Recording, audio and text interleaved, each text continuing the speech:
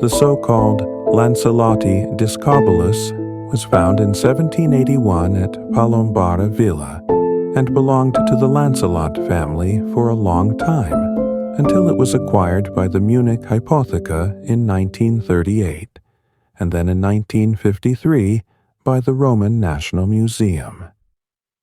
The sculpture is considered to be one of the copies from the bronze original of the famous Greek sculptor Myron, who created sculptures of athletes and animals at a critical moment of movement and sculpted, according to sources, in a manner that almost surpassed reality. The bronze original is attributed to the time period between 460 and 450 BC. According to the accepted classification of the history of the development of ancient Greek art, this period belongs to the early classics. This period is characterized by the flourishing of human culture, scientific discoveries, architecture, and fine arts. This is the time of turning to the image of a person, to his characteristic features, spiritual and material. All subsequent European art is based on developments in the construction of composition, the ability to reveal the idea in the created image, developed by ancient Greek masters. There are two versions about who Myron depicted in his sculpture. According to one official version, an athlete who throws a disc is really depicted here, and the statue shows the process of the disc's flight.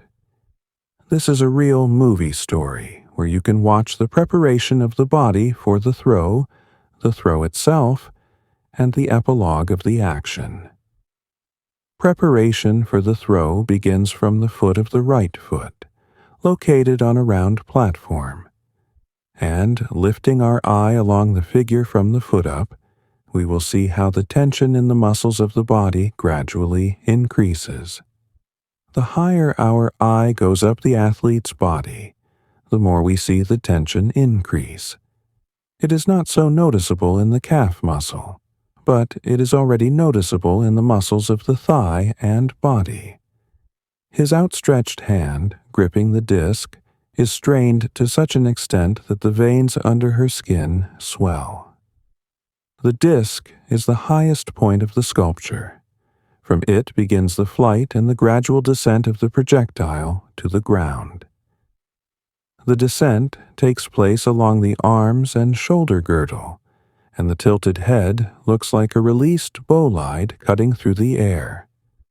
Then we observe how the descent passes through the right leg to the left leg, and it ends on the relaxed toes of the left foot, and the round platform itself, on which the athlete is located, turns into a disc lying on the ground.